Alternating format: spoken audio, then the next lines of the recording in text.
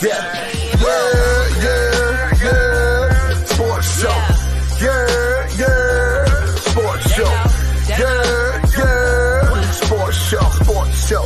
We get it on. Yeah, sports show. Yeah, sports show. Yeah, sports show. We get it on.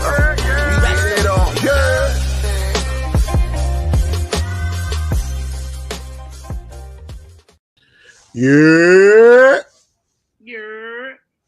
What's going on, ladies and gentlemen, of the Yerrr Sports Show? Still on episode 103. This is part 2. I am your host, Big Baby, aka the soul of R&B. And to my right, we have the Queen, 25K Tay, aka Patra. Cleo. Okay, big now Queen energy. You were too far with Cleo. I'm sorry, big Queen energy. Thank you. I like that, big Queen energy. I like that. That flows. Yeah, put that on the shirt. Yeah, for real. And I want to start this show off by saying, like, poo to Matt and Pete for not being able to wait for me to do an episode at all. I'm pretty sure part 1 will not be as exhilarating as part 2. You heard it here first. But we start out like this. How's your week, Queen? It was all right. Really busy. Had a lot of stuff to do as usual. But I'm good. I'm blessed. I'm here. That's all that matters. Face clear. I see. Okay. Because I don't let these. I'm about to say the word. I don't let these boys stress me out. Yeah. Don't say that other word. Oh my gosh. Oh man. Up until yesterday, the week was cool.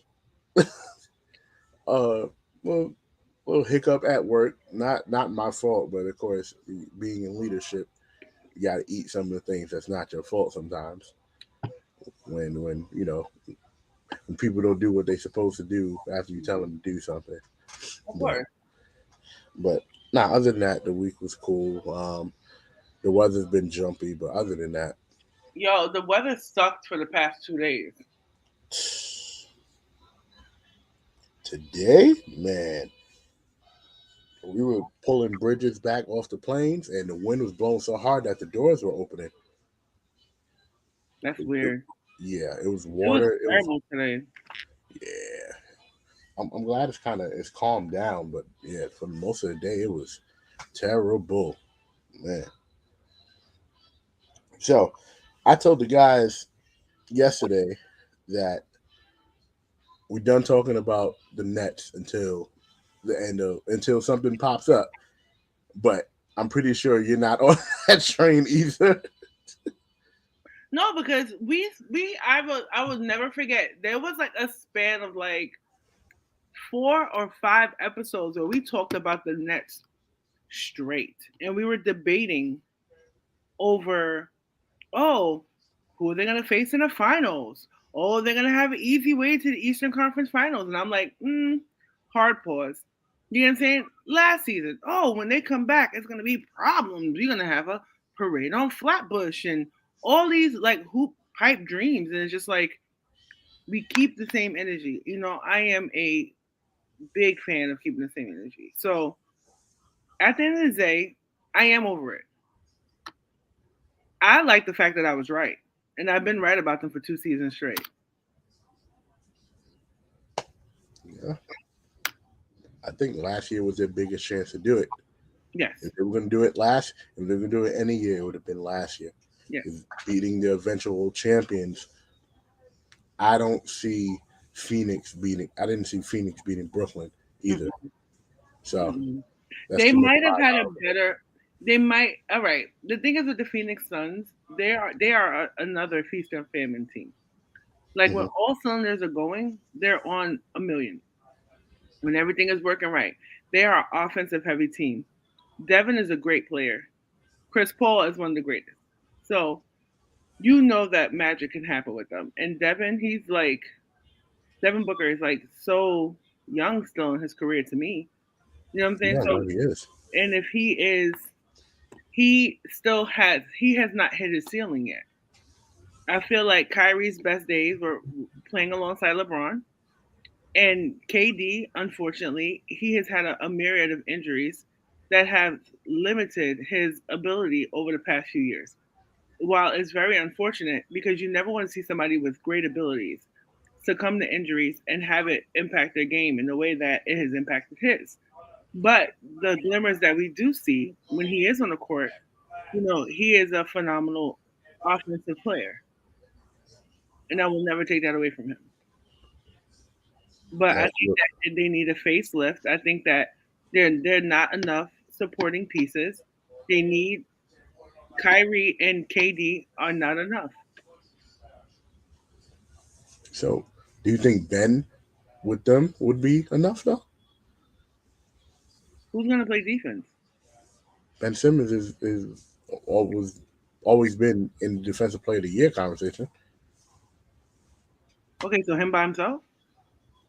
So Blake what Griffin Kyrie? played. So what? Okay, Blake Griffin been playing defense by himself for the past 2 years. Yeah, but the thing is, how much could you really put on Blake's knees? Right. You know what I'm saying? It's not fair to be honest with you. Everybody has to. If you don't have a defensive first mindset, Mhm. especially in this era of the NBA, they're shifting away from all the flashy 3 pointers. As you can see, they're trying to go back to something a little bit more resembling, you know, basketball in a traditional sense.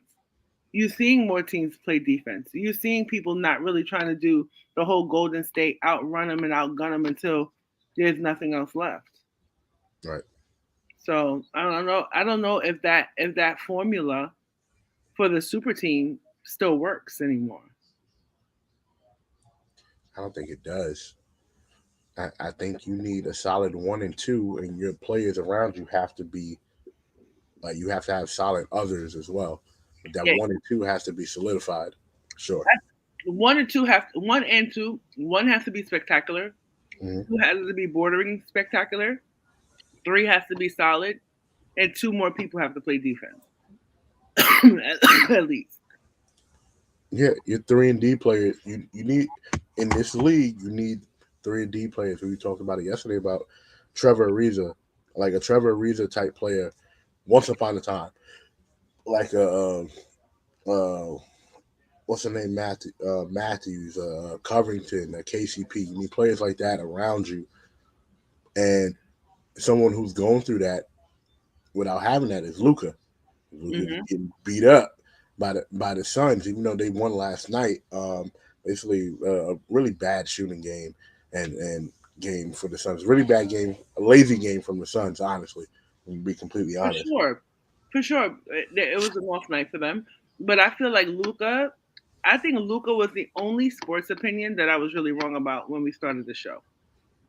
I really thought he was a flat, maybe because I wasn't looking past homie from the Knicks who went to the Dallas Mavericks, Porzingis. Porzingis.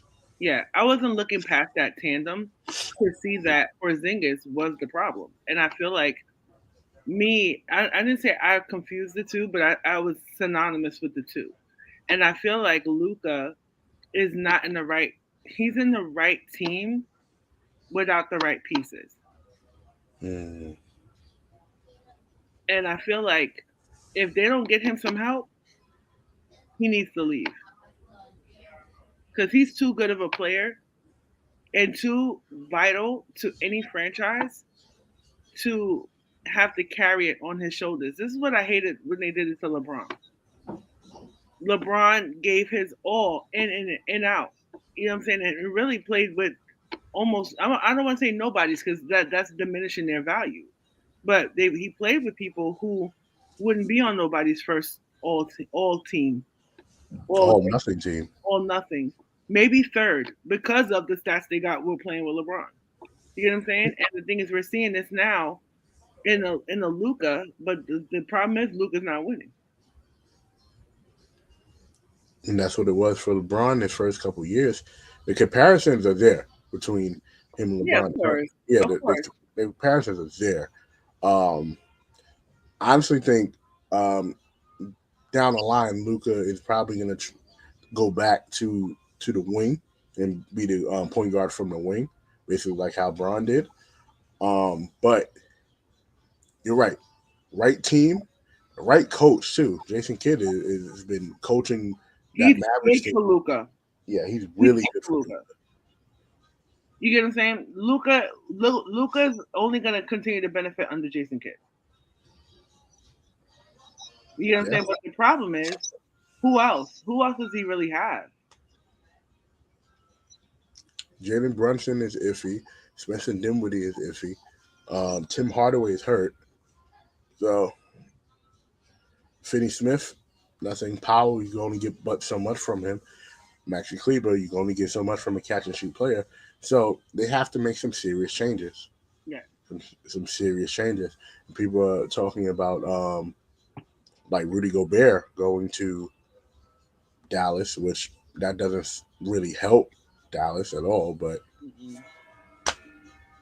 Mm-mm. you Not know, at all. but Not at all. speaking of big men, Joel Embiid came back last night and he powered the Heat. I mean, to the Philly to a 20-point victory over the Heat. Yeah. Um, I was surprised. I was too, but the Heat have this thing, and just like they did in the finals, where they have such a big scoring drought, where they just stop scoring the ball, where it becomes just like, Completely out of the game. yeah, completely out of the game. So, so I'm watching the game and I'm thinking, oh, Jimmy Butler's not doing enough. Jimmy Butler had 33 points. Um, Joel Embiid neutralized Bam Adebayo, who was having his way with the little kids in Mm-hmm. Philadelphia. Mm-hmm. So Mm-hmm. another game that happened was Milwaukee and Boston today, and Milwaukee squeezed out a 2-point win against Boston. That is one of the better series that is on TV as well. Um, I don't understand. This is my thing, right? mhm, So many people. I think Giannis has arrived. mhm. I think Giannis is better than we've. He's played up to his expectations, but I don't know how the Boston Celtics look almost invincible to the Brooklyn Nets with KD and Kyrie, and they're struggling with Giannis. I can tell you why. Giannis has people he can pass the ball to. That's true. Brooklyn didn't have enough trust, even with probably one of the best shooters in league history in Seth Curry, Pat Patty Mills. You had older veterans on the bench. You had Bruce Brown, who was probably scoring the most points per game out of everybody on the team, but it's so much iso ball. Yeah, Mike Budenholzer doesn't play iso ball, so, and Giannis was taught from the beginning by Jason Kidd how to facilitate the ball to the players around you, and it's I get, rough. I He's get that, playing. He's but playing without his number two. that is true. But to be honest with you, let me say something. Hmm. Given the fact that they are the defending champions, you would think that this would be a cakewalk for them. But this Boston Celtics team is a really solid team who I could have easily seen going to the Eastern Conference Finals. You know what Hmm. I'm saying? I think seeding is what's going to hurt them. What we're looking at now is what should have been the Eastern Conference Finals. Because I am not impressed by anything that Miami and Philadelphia are doing. You know, At Miami, yeah, Miami needs to handle Philadelphia and get to the conference finals and deal with whoever's there. Yeah, but to be honest with you, if the Bucks survive the Celtics, which is looking like they might, they have a strong, very strong, if not highly favorable chance. You know what I'm saying? Like this is just showing us that they're gonna have an easier cakewalk to the NBA Finals because the Heat can't do nothing with the Bucks. Mm, I don't know. I think the Heat is a better defensive team than Boston, though. I think Boston just have the better wing defenders. I don't know. It's like I'm not seeing the Miami Heat that we thought was gonna beat the Lakers. Well, you thought was gonna beat the Yeah. Lakers during the pandemic. I just feel as if like there's something missing there, and I cannot put my finger on what it is. They do not look like a complete team at Mm, all. And I think that at the end of the day, with Joel Embiid coming back, that kind of changes the complexion of the series. it does. And it gives Philadelphia a fighting chance. They had no chance with just Harden, who I think is completely overrated. And he is proving me right at every turn. And I've said that Harden's been overrated since before the Brooklyn Nets days. I've been saying that. I've been shouting that from the rooftops since we started the show. That I don't see the greatness that people see, and maybe because I'm way more of a skeptical eye than others. But Mhm. like even in Philadelphia, like he made a mockery of himself in the net at the net, and I'm not seeing anything in Philadelphia that's making me say, oh, he was right for how he moved. It makes me look at him like, oh, you're the problem, and that you should apologize to KD and Kyrie Absolutely. because your boys stuck their neck out for you, and you made them look fucking stupid. James Harden is so unimpressive right now that their number three player is the one leading the team. Tyrese He, Maxey is scoring almost 30 every game. Meanwhile, the guy who was touted as one of the best scorers of all time has been playing. He hasn't scored over 25 points a game in the playoffs. yeah, that's ridiculous to me. That's Ridiculous. ridiculous to me. Ridiculous. That is ridiculous. There's absolutely no Ridiculous. reason. Jeez. Absolutely no reason. So staying on the NBA, Draymond Green. Oh, how did you like the Warriors and Grizzlies series so I'm far? enjoying that series. Going back to the time that you like, look real Knicks Miami ish. Let me tell you something. I feel like why I'm so underwhelmed by basketball now is because I do not see people playing with passion. I Mhm. see people playing because they're gifted. I see people playing because they're talented. I don't see people playing with that drive that Kobe had, that Michael had, that LeBron still has, even though LeBron lacked the killer instinct for a long time. You Yes, understand? It's like the passion and the love of the actual game to me has waned in favor of, I have a really gifted guy who can play the hell out of basketball. I'm going to play him a gazillion dollars and, lead a team. I don't see that passion anywhere in the league anymore. So maybe that's why I'm so underwhelmed, but I do enjoy the Golden State Warriors.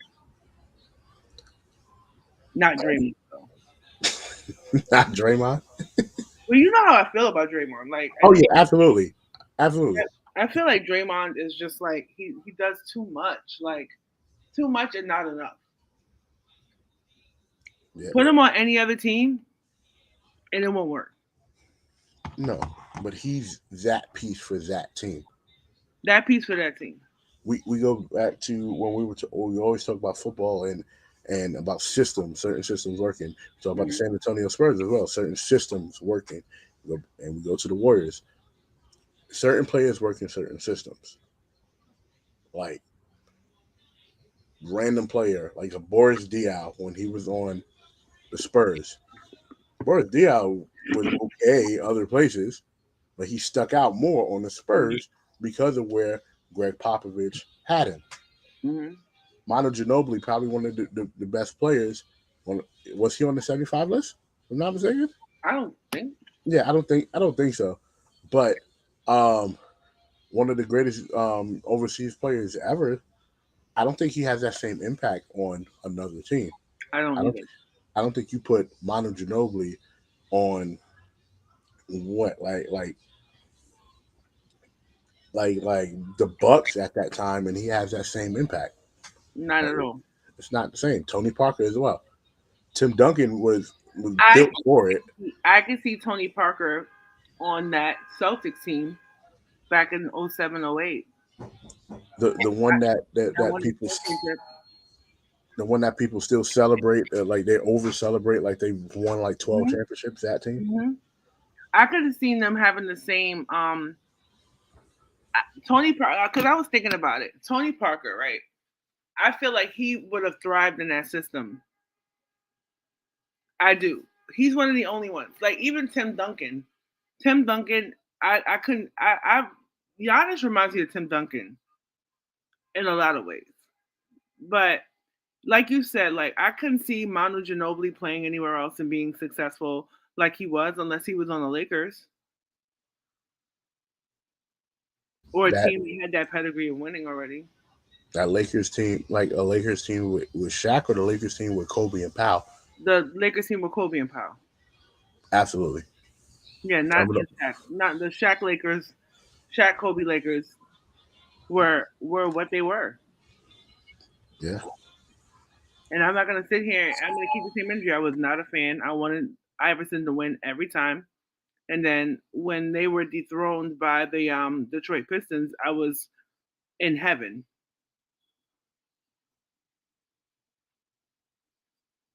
I love that that Detroit series versus the Lakers, and Oh, I I love like it. the Lakers. I love Kobe, but that Detroit series pretty much proved to everybody, Lakers were super beatable. All you had to do was play defense. All you had to Like, do is try to beat them. don't be That's what scared of Shaq and Kobe. Yeah, and then to be honest with you, let's not forget that the referees were on their side for a couple years too. Shout out to the Sacramento Kings. Man, shout out to the Sacramento Kings. Even though I can't stand to hear Chris Webber speak, Chris Webber was a really good player. Yeah, I love I Chris can't Webber. stand can't stand to hear him speak.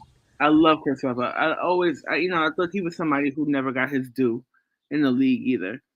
He's like the guys like the that you never really talk about anymore. He's like the Gary Paytons. Like, they were really effective for their time, and then, as time went on, people forgot how impactful they were. Even more so, you forget about the Grant Hills and the Jawan Howards, and because they didn't win. Shawan Howard was a guy, and Grant Hill just suffered the most with that ankle injury. Who knows what he would have become without He would have been a being monster. hurt? He would have He, been a monster. he definitely would have been a monster.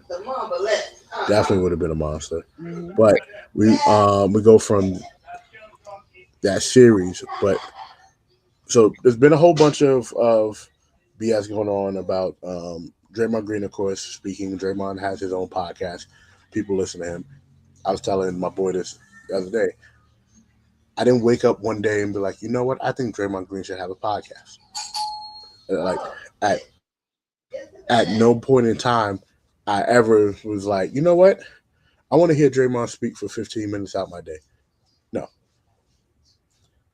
but because Draymond Green knows what he's talking about, okay, maybe I'll indulge into it. I'll listen to it. But Mad Dog, Mad Dog, whatever his name is, basically,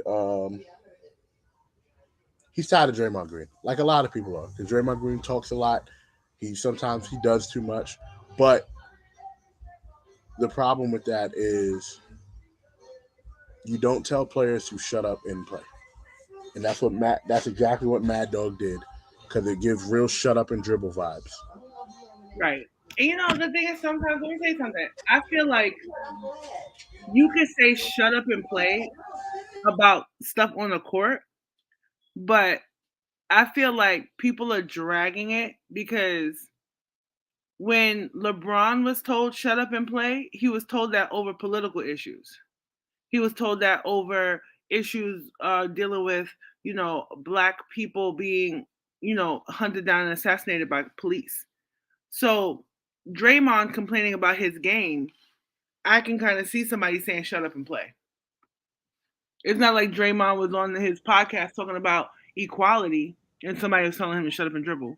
You know what I'm saying? Like, Right. even though everybody has a nasty taste in their mouth after that whole Fox News debacle with LeBron James and Lauren Ingram telling him to shut up and dribble, and rightfully so, because what he was talking about were issues that was really you know integral and still integral to this day.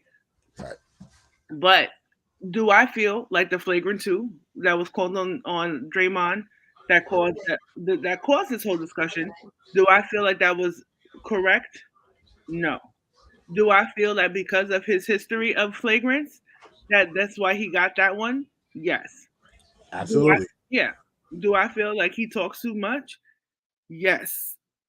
Yes, I do. I feel like maybe he needs to use his podcast as an outlet to get that frustration off his chest because right now, playing it, getting like that, and potentially jeopardizing your team because you are crucial to your team. And because Right. you can't keep yourself in check, you get what I'm saying? You could, right now, the Memphis series, we know who's going to win that series. But what happens if you make it to the Western Conference Finals and the game is on the line and you out there Draymonding, you know what I'm saying? And you can cost your team a game. Draymond. Then what people gonna say then? Hmm. What are people gonna say then? It's not like he out there advocating for any big issues. You know what I'm saying? He's complaining about the calls, and I get that because sometimes I do feel like they are egregious. And I do feel like the NBA has gotten soft with the calls too. Super You know what soft. I'm saying? Super soft. But Mad Dog Shut Up and Dribble had a different. Even though I think JJ Redick pulled them all the way together, it was like this is how Fox News talks about our athletes, and we don't like that, and this and the third, and I get that, and I'm 100% in alignment with that. So let me preface this by saying that, right? But I felt like Mad Dog's Shut Up and Dribble and Shut Up and Play was different because Draymond does complain a lot. He complains too much for me. It's like, you know what? Shut up. Just shut up. Like, just play. Because you're not talking about anything important other than your ego, how your ego is bruised. Because at the end of the day, when you act like an ass on the court, it's like you're not only jeopardizing you, you're jeopardizing your team. Thank goodness that they had. Imagine that something like that happened during that Boston Miami, not Boston Miami, Boston Bucks series, and it cost the Bucks or the Celtics the game. Your team is going to be furious with you. They're going to be telling you to shut up and play. Basically. You know what I'm No, saying? yeah. Yeah. I think like you said, the way it came off is like at first you got to check him like JJ did. Like, hey, you can't just come off like that. Here's how it comes off. But then when you break everything down, yes, sometimes you talk to the refs a little bit too much. A little bit too much. The problem with that is it's a reputation thing. If you're known to do certain stuff, this goes back to Rasheed Wallace. This goes to Boogie Cousins. This goes to Dennis Rodman. Players like that. When you're known for doing stuff, you're not going to get the benefit of the doubt. You're just not. Oh, for sure. So, it's Know your audience. yeah. You have to know your audience. Again, everybody's in agreement. That was a flagrant one, if anything, and barely a flagrant one. It's only a flagrant one due to what the rules say. Right now, when you move forward into the next game and Desmond Bain takes out Gary Payton Jr., now it's like, okay, what's going on? Because Draymond didn't intentionally hurt your player.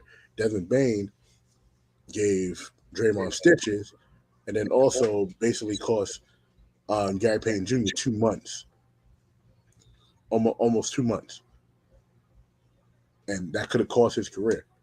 So the series is getting chippy, but I think the league needs to officiate a little bit better in these series, I in think all the they're series. focusing on the wrong things. I think that's what the issue is, and that's why we are having these discussions. I feel like they are not.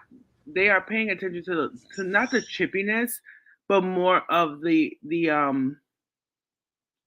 if things are being followed to the T with the rules. I feel like right now, the officiating. I don't.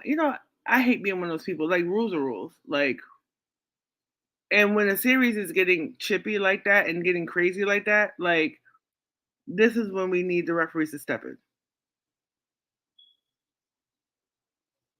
Do you think we need the league to step in now too? No, Because okay, not right now because there's only a couple teams left. You need to make a league wide um thing, and it doesn't start during the playoffs because so many teams would be like, well, if this was the rule, then my team could have made the playoffs. Right. I What get about you on those that. those blown calls or those blown this and that? So it's like, The fouls that weren't fouls and all that stuff. and people getting all these points at the free throw line, like that's crazy to me. People only averaging 30 points because they getting 15 of them from the free throw line. Yeah, That's it's not ridiculous. that's not a true 30 point. To me, that's not a true 30 point game. No, it's not. Not at all. Second to last topic. Are NBA players um doing too much as trying to become GMs, and why does this become a problem? I definitely think that players have too much power in the front office in certain teams. You know what I'm saying? Like even the LeBrons, the KDs, the Kyries, this has started since the Big Three eras. I want to play and win a championship with my friends. So that's what you got the Olympics for. You know what I'm saying? It helped kill the competitive nature of the game. And I think that players have too much say over, who they want to recruit onto their team. And I think that at this point, like it's gotten way out of control. We saw that with the Brooklyn Nets situation. The Brooklyn Nets situation is the latest iteration of this is getting too much. You get what I'm saying? Like Mhm. you are not putting compatible teams together because you are trying to make your superstars happy. Because you think that they think they want to play with their friends. It's like all the pieces, like even if they had KD and Kyrie at the Nets, right? You know what I'm saying? Like you could have built a solid core around young rising players, you know what I'm saying? And really made a deep run. You know what I'm saying? Like I feel like this super team thing really killed the competitiveness of the game because they have too much say. Like at the end of the day, like the Michael Jordans, they did, but the Michael Jordans had to say, the Kobe had to say, but they had a say. They didn't have control, and I feel like these they're making too many moves, being thirsty, and it don't work. Yeah, I think you hit the nail on the coffin. I think too many players that are trying to play with each other, um, it kind of like it empties out the league, and because you're depleting teams, you have to deplete a team most of the time to get these players to play with each other. So, like, we're gonna go back to the Brooklyn Nets. Karis LeVert and Jared Allen are thriving in what's the name in Cleveland, thriving in Cleveland, but they were just on the Nets, and they were on the Nets before James Harden got there. They were part of the James Harden deal. The Hmm. best part of that James Harden deal really was Oladipo getting to the Heat because he needed that. He Other than needed that, that. He needed that. But the LeBrons, the Wades, the Bosches, the them, you know, the freaking these people, that people, like it's too much. And that's why you have the same people going into the same playoffs every year. It was a little refreshing when the Raptors won a couple of years ago. It was refreshing when the Bucks, even though I'm not a bit, I wanted the Suns to win, but it would have been good to see either team win because it would have been, something different to spice it up a little bit. Because, like you said, it's like you're just depleting teams' resources. And the thing is, it's like, all right, you take all your superstars out of, like, all right, the Brooklyn Nets trade impacted three or four different teams. You get what I'm saying? Some for the mhm, better because yeah, Boston is better. I would say yeah, they're a way better team than they were a couple years ago. I feel like even with the 76ers, they're they're no better. They are no better. No better whatsoever. Right now, they are playing to survive, not playing to win. right. They're You know, playing to validate that trade. to validate that trade. They have to validate it. Like even with the Heat, when the Heat got to did that whole, everybody wanted the Mavericks to beat their ass. Everybody wanted. I wanted the Mavericks to. I wanted the Mavericks to demolish LeBron, Wade, and Bosh, and was so overjoyed. I think I haven't slept so good since. Paul was I right, was bro. I was truly mad at LeBron that series. LeBron's my favorite player, and just like, damn, bro, come on. Like, Yeah, but then on the other hand, on the other hand, then when you look at it, then you have these other these. The reason why it was like that because of how franchises did their players. Look at how the Knicks treated Charles Oakley after all he did for that franchise. Look at how the Bulls treated Scottie Pippen, even with his last couple of. There's no reason why he's one of the greatest players to ever touch on the court. That hmm he was basically broke because of his back issues. And then you see somebody like Ben Simmons, he's looking at that like, you know what? I'm getting my money. Check, please. as he should. As he should. Get your money. As he should. But it's just, it's not a Kyrie problem. It's not a KD problem. I'm not blaming him for that. It's these teams. If I'm a scout for a team, I'm looking at the best possible chance to win. And I get trying to get superstar talent because it boosts sales, it boosts ticket prices, it gets more butts and seats, and I get all of that. I get it. But it means nothing to the competitive nature of the game. You know what superstars getting loading up on superstars do? All it does is make the other teams want to play even harder. So now the other teams that don't have the superstars, oh, we just look better if we beat y'all now. We look even better to beat y'all now. Now y'all look crazy for if we go back to the Lakers. The Sacramento Kings beat the Lakers every time they played them this year. Hmm. The Sacramento Kings. This is pre before they made moves in the, in the middle of the season and even after. They beat the Lakers every time. The Lakers have one of the top two one of the top two players of all time. They have Anthony Davis and they have Russell Westbrook. Didn't they have Carmelo at one point too? They had Carmelo Anthony. So they had two. They had what 475 Hmm. players. A fifth on the cusp with Dwight Howard, and still, still nothing. I do not like Dwight Howard, but anyway, how I feel about him. And Yes, I know how you feel about it. he's another one that the Lakers championship validated his whole life on the court. Absolutely. You know what I'm saying? I feel like I get it in the grand scheme of things, but you also have to look at when you're getting these players. Like this season, I hated how people came for Russell Westbrook. Yes, he did not play up to what we expected Russell Westbrook to play. You know what I'm saying?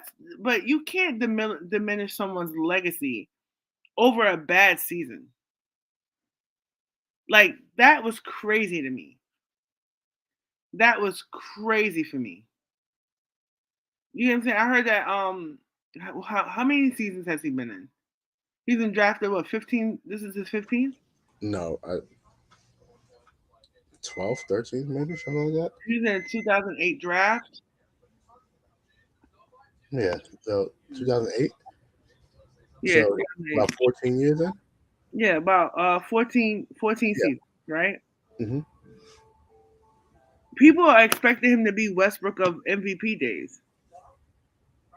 You do face a career decline. Like it does happen. Like I don't like these people that they play these games where they're just like it's good for KD because we understand, but it's not good for Westbrook because we don't like LeBron.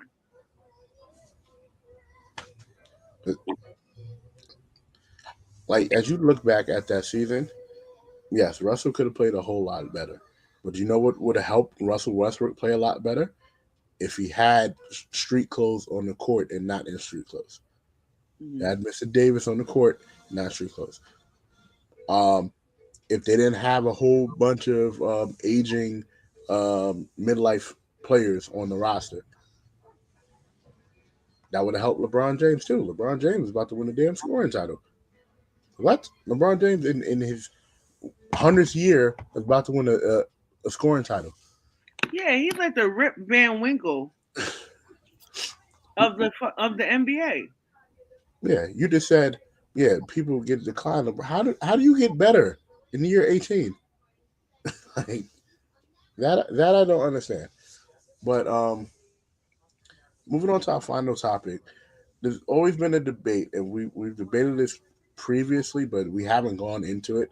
And this is just a toss up for the next show, but I want your opinion on it, Jay. Black athletes versus black media. Black media, black media knowing, Stephen A. Smith, Kendrick Perkins, blah blah blah, those people versus the athletes. Why is there such a disconnect? I'm going to say something that might be seen as a hot take. Okay. I'm trying to put it into the right words without sounding crazy.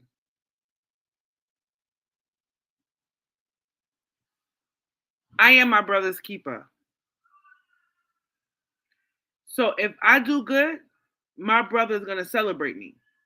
And my brother's going to uplift me, as Stephen A has for these athletes for years. For the Russells, for the KDs, for the LeBrons, right?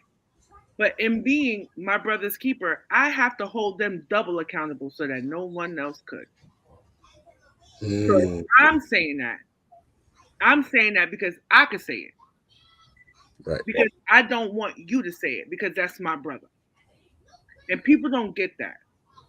I think it's out of love and not out of hate. I don't think that it's, to be honest with you, I would rather hear it from a Stephen A. Look at, people are up in arms because Mad Dogs told Draymond to shut up and play. So how would the criticism of a Kyrie come from a Mad Dog? How would that have been interpreted? Mm, So people are saying they're up in arms and they're being really sensitive when they need to look at the bigger picture. All black athletes went through this. You don't think that Kobe got held to the fire when the damn Lakers lost to the Celtics? You don't think he got his ankles held to the fire? You don't think Michael Jordan got held to the fire for leaving basketball for baseball, knowing damn well it was because of his gambling problems? And people were about to get on his case. They thought he was point shaving. Okay, so that's the real thing. You get what I'm saying? That's the real issues. Now, whereas I feel like, when you have the black teacher, your first black male teacher, he was harder on you. Mr. O. Yep. Was he hard? Why was he hard on you? Because he wanted the best out of you. Yes. You get what I'm saying? So you want, because life is harder for you because you're black. You want everybody to just make it easier. Like, I'd rather my people hold me accountable than anybody else, I, and that's just being honest. And yep. yes, it comes across a little bit harsher because we're more personally invested into your development. So yes, we are going to be a little bit more stricter. Yes, we know how society views you already. You get what I'm saying? So I'm not talking to you like, or saying these comments about you because I view you how society views you. I'm saying those comments as a member of the media because I love you in a way that the mainstream media wouldn't love you. You know what I'm saying? It's coming from love. And let's be real too. Mm, Stephen A. Smith gives the heat to everyone. He went ham on Aaron Rodgers. He's gone ham on Tom Brady. He's gone ham on Bill Belichick. He's gone ham on those people. But to be honest with you, I would care more. You see, I pay more attention to the Antonio Browns. Why? Because he looks like my brother. right. And I'm going to hold him to, when there was nothing that no one could do wrong. Like LeBron could do no wrong to Stephen A. Once upon a time when it was warranted. You know what Yep. I'm saying? So you got to be held to that same standards. And I feel like athletes sometimes They drink too much of their own Kool-Aid. They don't want to take accountability. I feel like Kyrie could have taken accountability for how he played. Ben Simmons, if he was, even though he doesn't have to explain his mental health status to anyone, Nope. and his mental health status should not be weaponized against him. And because he has struggled with mental health, the narrative of calling him weak is so degrading. People don't realize that. That's very degrading, and it's happening from his own peers, basically. And I don't like the fact that I can. I don't understand. I'm not saying I agree with it. I understand where it's coming from the older players, because when they were playing, the mental health thing wasn't even a thing. It was you get on the court, hella high water. I'm not saying that was a Yeah. good. I'm not saying that's good or bad. Uh-huh. My thing is the current players who understand what's going on with mental health. A lot of players coming out with telling them they have anxiety and depression. You're jumping down this man's throat after he's telling you he's having mental issues is too much. But you know what's ridiculous? They said, oh, they get on the court by hook or by crook, but they was sleeping with prostitutes, freaking cheating on their wives, and doing things, drinking alcohol under the table. So how are you dealing? I mean, is that a healthy representation of how you deal with mental health? Like, make it make sense. Make it Right. make sense, because it don't make sense to me. It don't add up to me. You get what I'm saying? Like this whole generational curse of, well, he's weak. Yeah, but you cheated on your wife. You had a baby on your wife. So what makes you better? Oh, he's weak. He's a weak sauce. Oh, but you gambled half your life away because that was how you address your mental health. Like, come on. Like, let's be real here. And if to be honest with you, if I was Ben Simmons, I wouldn't explain a damn thing to a damn person. As long as my team know and my peoples know that it is what it is. Like, you know what I'm saying? Does it make it? What? All right. If he is injured and his mental health is fucked, what could he do on that court besides become a distraction? He did the right. To be honest with you, he did the right thing. People were operating under the guise that they didn't know what was going on with him. You know what I'm saying? So they just automatically assumed that he was in perfect health and then could do it. And if it was his mental health, you should have a little bit more compassion. That's what this world is lacking, is empathy. We are all going through shit. We just came out of a freaking pandemic that changed our lives forever. And in Right. our generation, especially if you're an 80s baby, early 90s, 80s baby, before you hit 40, you were hit with the biggest terrorist attack on US soil, right? You were hit with not one, but two huge recessions, an entire shift in social media kind of dominating how we perceive media. We're about to go into like a virtual metaland reality. You know what I'm saying? Which is completely different than any other era during any other time. You get what I'm saying? And now people are starting to address their struggles with mental health. Like, you don't understand, people don't want to understand how hard it is to be a millennial, early Gen Z in this life. It's fucked up. It's fucked up. It's completely fucked up. But going back to your point about the black media and black athletes, you were spot on. I'd rather hear it from someone of my own kind than anybody else. And the reason being is the person of my complexion, the person, my own people know my struggle to get to where I'm at. So Right. the constant reminder to keep up what I need to keep up to stay where I'm at, because everybody else outside of black media is going to keep chopping you down. It's going to chop you down until there's nothing left, because people know at the end of the day,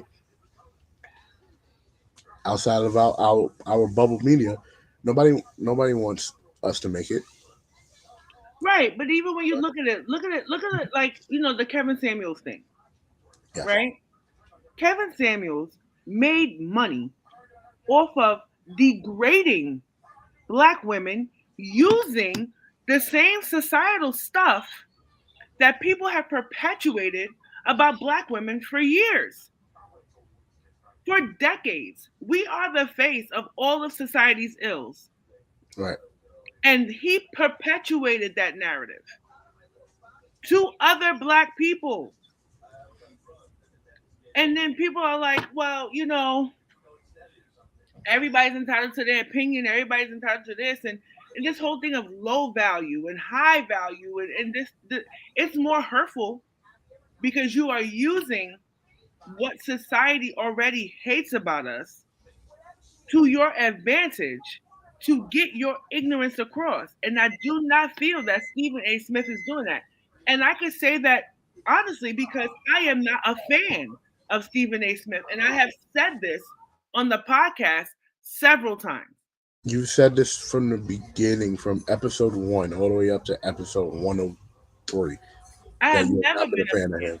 I have never Yeah. been a fan of his of how he's spoken about athletes and stuff because I feel like there is a certain respect that you should pay to athletes because you don't play the game. You know what I'm saying? Like when I say this about like this, oh well, he needs to cross over. How the hell do I haven't crossed over a basketball in about 15 years. So who the hell am I to say somebody has no skill or somebody has like come on, everybody want to be a couch coach.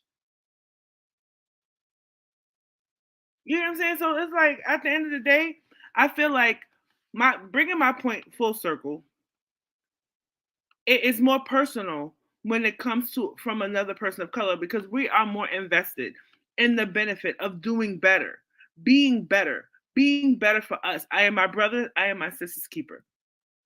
Number two, I feel like athletes they feel like they put this all this pressure on themselves and they lash out only at black media too. Only at Black Media. It's only at Black Media.